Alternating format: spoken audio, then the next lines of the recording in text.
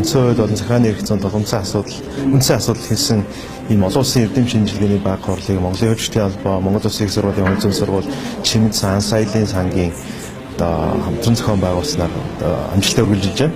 Энэ хурлын хувьд бол Япон, Солонгос, Канада мөн Албаны бүгд найрамдах Герман улс, Монгол улсын үндсэн хууль болон захиргааны эрх зүйн судлаачид оролцсон ийм хурл болж байна. Хурлын хувьд бол Монгол улсад үндсэн хуулийн нэмэлт өөрчлөлтийн үйл явц яг болж байгаа энэ агшинд тохиож байгаагаараа онцлогтой. Хоёрдугаар захиргааны эрх зүйн хувьд ч гэсэн шинээр бий болсон Монгол улсын захиргааны эрх зүйн тогтолцоонд магадгүй бас очирж болох бас нэг асуудал дээр бас энэ яриа тэтгэлэг мэнд чиглэж байгаагаараа онцлогтой болж байна. Эргээд хурлын үйл ажиллагаанд үндсэн хууль болон захиргааны эрх зүйн судлаачдаас гадна өмгөөлөгч нар маш идэвхтэй оролцож байгаа явдал бас талархалтай байна. Хурлын үр дүн болж байгаа гарах эмгэтгэлүүдийг мөн хуралд энд хүрэлцэн ирээгүй болон бусад хүмүүст бид бүхэн бэлтгэж тараах болно. За. Өнөөдрийн олон улсын хурал маань үндсэн хуулийн болон захиргааны эрх зүйн үндсэн сэдвээр явж байна. Энд бол 21 ихтгэгч 6 улсын юм хүмүүс оролцож байгаа. Миний хувьд бол Монгол улсын үндсэн хуулийн цэц ба хүн эрхийн хамгаалалт гэсэн ийм сэдвээр ихтгэл тавьж байгаа маа. Тэгээд энэ ихтгэлийн маань гол санаа юу гэхээр 1992 оны үндсэн хуулийг баталсан хүмүүсийн хамгийн гол нэг зорилго бол хүний эрхийг хамгаалах байсан. За тэгээ энэ хүний эрхийг бол үндсэн хууль дээр заагаас зогсохгүй энийг зөрчих юм бол тодорхой тохиолдолд зөрчих юм бол одоо үндсэн хуулийн шүүх буюу одоо үндсэн хуулийн цэцэд хандаж эрхээ хамгаалуулдаг ийм байх үзэл санаа бол манай үндсэн хууль тусгагдсан байдаг. Одоо ардын хурлын маш олон төлөөлөгчид ийм утгатай үг хэлж ирсэн. За мөн одоо үндсэн хуулийн цэцэд бол иргэд хандах юм заалт анхны төсөл байгаагүй. Тэгээд иргэн өргөдөл мэдээлэл одоо цэцэд хандах энэ заалт бол одоо Мартин Шапиро зэрэг олон улсын зөвлөгөөдийн зөвлөмжөөр орсон гэж харагддаг. Энийн цаана бол хүний тодорхой эрх зөрчигдөл үндсэн хуулийн цэцэд ханддаг ийм агуулга байгаа. Харамсалтай нь манай үндсэн хуулийн цэц бол сүүлийн одоо энэ 26-7 жил бол яг хүний эрхийн тодорхой зөрчлөлийг авч шийдвэрлэхгүй явж ирсэн. Жишээлх юм бол хүнийг эрүүдийн шүүлсэн, за үжил бодлоо илэрхийлснийхэн төлөө одоо их хэмжээгээр торгосон, тэр дуу хоолойг нь хааж боосон, 50 жагсаал цуглааныг тодорхой тохиолдолд хүч хэрэглэн тараасан зэрэг ийм ноцтой хүний эрхийн зөрчлүүд гарвал эрдийн шүүхэд хандаад энүүгээр амжилт үзүүлэх бол үндсэн хуулийн цэцэд одоо эрхэн зөрчигдсөн гэдгээр өөрчлөлт гарах юм боломжтой. Харамсалтай манай үндсэн хуулийн цэц бол ийм юмыг нээж одоо гомдол авдаггүй ийм болж ирсэн. За мөн үндсэн хуулийн цэц бол одоо хараат ус өөр нөлөөтэй байх ёстой. Хараат ус байлгах олон янзын зүйлийг хийх шаардлагатай. Одоо нэг нь бол юу гэхээр энэ ер нь аль ч улсад бол үндсэн хуулийн шүүхийн шүүгчийг нэг удаа урт хугацаагаар л томилжээж ер нь бол хараат ус байдлыг хангадаг. Жишээлх юм бол 9 юм уу 6 жилээр нэг удаа томилоод одоо тэгэл болдог. Дахиж томилогдохын ерөнхийдөө хоригддог. Тэгээд Герман зэрэг улс орнууд бол энийг бол үндсэн хуульдаа заадаг ердийн хуулиараа одоо энэ зохицуулаад тавьдаг. За манай үндсэн хуулийн цэцгийн гишүүдийн хувьд бол одоо 4 3 одоо 2 1 гэсэн ийм олон удаа томилогдож явж ирсэн. Энэ маань өөрөө үндсэн хуулийн цэцгийн гишүүд хараат ус байна уугүй гэдгийг эргэлзээ үсгэж байгаа. Ягаад тэгэхээр цэцгийн гишүүдийг нэр дэвшүүлсэн томилсон субъекттэй эргээд таалагдахын тулд тал зассан байдлаар ийм ажилддаг гэдэг ийм зүйлүүд бол маш олон юм тохиолдолд ажиглагдсан.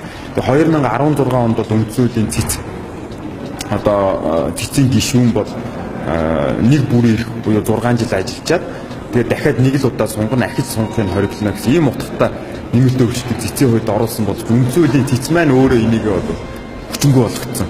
Энэ маань өөрөө одоо цэц хараат ус байх ийм механизм өөрөө шийдвэр гаргаж нурааж ирсэн.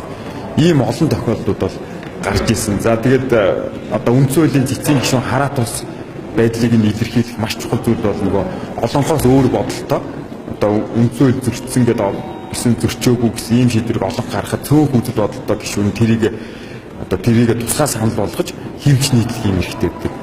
Олон улсад манад бол үндсэн хуулийн цэцэд ийм эрх мэдлэг мөн 2016 онд өгсөн боловч цэц өөрөө ахиад хүчин бол. Тэгэхээр эндээс юу харагдаж байна гэхээр үндсэн хуулийн цэц маань яг тодорхой тохиолдолд зөрчигдсөн хүний эрхийг хамгаалах өөрөө хараат ус байх, гишүүдийнхээ хараат ус байдлыг бэхжүүлсэн энэ шинжилэлүүдийг бол хуулиар орсон шинжилтүүдийг үнцүүл зөрчсөн гэж нураасан мөн өөрөө хүнийхээ гомдлыг авахгүй байгаа нь бол манай өнөөдрийн маш том асуудал болчиход байна. Тэгээд үндсэн хуулийн цэцгийг хараат тус хүнийхийг хамгаалдаг шүүх болох талаар одоо үндсэн хуульд нэмэлт өөрчлөлт орж иж шийтгэхээс өөр арга болчих. Яг тэгэхээр цэц маань өөрөө энийг шийдэхгүй байгаа учраас. Гэвч одоо сүүлийн хэдэн жилийн үндсэн хуулийн нэмэлт өөрчлөлтийн хилцүүлэгд бол цэцийн асуудал ерөөсөө анхаарлын дэд орохгүй байна. За мөн үндсэн хуулийн цэцгийн хувьд бол одоогийн эрх хэмжээнийхээ хүрээнд хууль одоо бусад шийдвэр те зарим албан тушаалтны үйл ажиллагаа үндсэн хууль зөрчилсөйг хяндаг. За энэ хүрээндээ бол үндсэн хуулийн цэцнийг дунд суудлаараа 2092-оос 2017 оны хооронд 184 маргаан шийдсэн байдаг дунд суудлаараа. Тэгээ энийг нь анализ хийгээд үзэхээр зарим тохиолдолд одоо хүний эрхийн чухал асуудлуудыг шийдсэн боловч энийг бол одоо хүний эрхийг дордууд шийдсэн юм жишээнүүд одоо нэлээд олон байдаг. Жишээлх юм бол одоо 1993 онд одоо үндсэн хуулийн цэц юу гэж хэлсэн гэхээр Монгол улсын үндсэн хууль бол тэгш сонгох эрхийг хамгаалаагүй гэж хэлсэн. За энэ шийдвэрийн одоо талаар бол энэ шийдвэрийн үр дагавар нь бол юу гэж гарсан бэхээр 2002 оноос хойш бүх улсын хурлын сонгуулийг тэгш сонгох эрх зөрчигдсөн.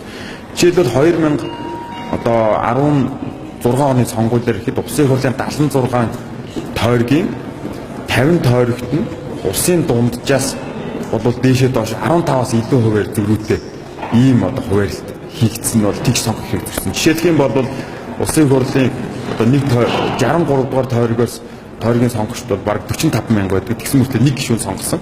Гэтэл өөр нэг жижиг тойргийн хүн ам бол 14 мянга байгаа. Тэгээ энэ маань тэгээ нэг гишүүнийг сонгож байгаа. Өөрөөр хэлбэл Улаанбаатар хотын том тойргийн 3 сонгогчийн санал нийлжээж одоо орон нутгийн нэг жижиг тойргийн нэг сонгогчийн саналтай төсөв. Энэ бол саналын жин нь одоо ойролцоо байх ёстой гэдэг тэр тэг сонгох эрхийг ноцтой зөрчөө. Ийм зөрчил бол улсын хурлын сүүлийн бүх сонгуулиудаар гарсан. Энэ маань өөрөө үндсэн хуулийн цэцгийн энэ алдаатай шийдвэрийн одоо балаг болчиход байгаа. Тэгээд 2007-8 онд иргэд энэ цэцгийн буруу шийдвэрээ засаач ирэх цэцэд хандсан боловч цэц одоо энийг ерөөсөө засдаггүй.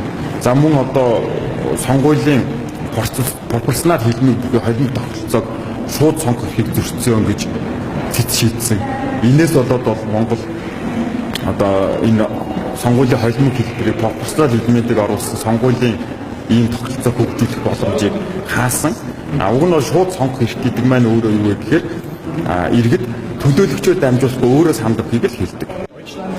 Nachdem es lange Jahre von einem totalitären System Холбооны бүрийн хамт Герман улс 1945 онд 47 он хүртэл тоталитар дэглэмтэй байсан. Яг Монголтой адилхан. Монгол бол 90 оны ихэнх хүртэл одоо бас одоо авторитар дэглэмтэй байсантай адил тэр замыг туулж ирсэн. Тэгээд тэр замыг туулсны дараа одоо шинэ одоо гарч ирсэн тогтолцоонд шилжихтэй Монголын өнөөгийн туулж байгаатай ижил энэ замыг туулж байсан учраас тэр Германы тэрхүү туршлагыг хуваалцах зорилгоор миний би энэ хурлд оролцож байна. Тэгээд өмнө нь бас Ханс Айлер Шумарын чиглэлээр зөвлөгөө өгч ирсэн. Тэгээд одоо миний илтгэлийн гол сэдв нь бол зөвхөн цаасан дээр хууль маань зөвхөн цаасан дээр үлдэх биш. Тэр нь яг бодит амьдралд хэрхэн хэрэгжих ёстой вэ гэдэг дээр илүү төвлөрч одоо энэ эрх мэдлийн хуваарлалтын асуудлыг хөндөж илтгэлтэй дурдсан байгаа. Gibt es natürlich in Deutschland ein sogenanntes Өнгөрсөн 70 жилийн хугацаанд бол Германы төрийн албаны тогтолцоо нэлээд сайн хөгжиж ирсэн. Энэ мэдээж хэрэг төрийн албан хаагчдад хариуцлага тооцох одоо эрх зүйн суурь байдаг боловч тэр нь хамгийн гол зүйл биш. Харин хамгийн гол одоо инструмент нь гэвэл төрийн албан хаагчдын одоо сургалтын арга замаар сургалтанда одоо сургаж боловсруулах явцдаа одоо зөвхөн төрийн ашиг сонирхлын үүднээс үйл ажиллагаа явуулах, өөрийнхөө ашиг сонирхлоос хол байх гэдэг энэ одоо соёл гэдэг юм одоо соёл хүмүүжлийг маш сайн суулгаж өгдөг. Мэдээж хэрэг хуулиар ямар нэг хариуцлага тооцох энэ механизм бол байх нь зөв хэдий ч гэсэн хамгийн гол зүйл бол тэр хүний дотоодод төлөвшсөн соёл гэдэг зүйл хамгийн чухал байдаг. Тэрэн дээрээ бид нар илүү их анхаардаг гэж ойлгож байна. Хэцүү ийм замаар явж ирлээ. Одоо ингээд иргэд сонгогчтой ингээд уулзахаар бол одоо манай хүмүүс ерөнхийдөө хамтаа маш их олон төрний санаа бодлууд яг илэрч харахаар зүйлүүд ярьж байна. Хэдэн 100 удаагийн уулзалтанд байна авчээ. Тэрийг бол одоо олон хүн хараа. Харин улс төрчид болоод хүмүүстэй уулзахаар их сонин зүйл ярьж байна. Жишээ нь одоо шүүх засаг болгоо байлаа. Шүүгчийг засгийн газар тавьдаг байсан одоо хамаг хэлбэртэй юм ярьж байна. Энэ нь одоо гэр нууц бишээ. Тэр одоо тэр гэж ярьж байна. Энэ аймаг удаагийн парламентод 300 гаруй парламентын гишүүдтэй хамтарч ажиллаж байна. Тэгэхээр бас парламентод суухаар зодог шуудаа өсч бэлтгэл хийж байгаа хүмүүс маш олон байна. За энэ хүмүүсийн яриад их сонин гардаг юм. За ардын хурлын депутатууд гэж одоо манай үндсэн хууль тогтоогчтой олон удаа уулзсан. Энэ хүмүүсийн одоо дийлэнх холбоот үндсэн хуулинд одоо арга хурж болохгүй үндсэн хуулийг төгсгөлдөг гэдэг нь ярьж байна. За улс төрчид болоод бас нэг хэсэг бол хүмүүсүүд Монгол улс бол одоо системийн хямралд орсон. Эдийн засгийн системийг өөрчилнө. Нийгмийн хамгааллын системийг үнцээр нь өөрчилнө. Төрийн тогтцоог үнцээр нь өөрчилнө. Тэр одоо энэ явж ирсэн 27 жилийн зам бол одоо биш боллоо.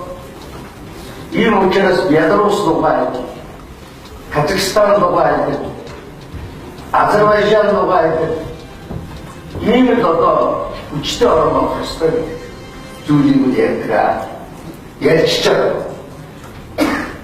Манай хуульчид үндсэн хуулийн хэцүү судлаачдууд их сайхан зис судаадж их гоё зүйлийг ингээд өөрчилнө гэдэг ярьж байгаа.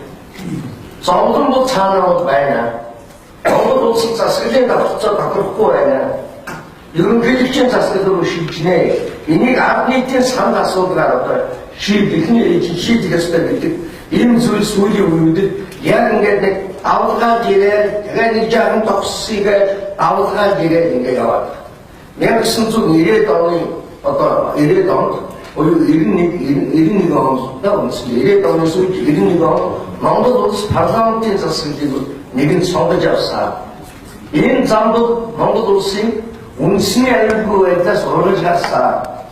Хоёр их хэд том гүрний дунд байгаа одоо политикийн хувьд гэх юм уу одоо байгалийн хувьд ийм байгаа орны хувьд Монгол улс сайн уу ч гэсэн парламентын засагтай байж олон ороо хэлэлцүүл буруугүй гэж ард иргэдэд засгийн эрх мэдэл төлөөний байгууллагаараа дамжиж хэрэгжих ёстой гэдэг үзэл санааг Монголын ард түмэнд дэмжсэн юм аа.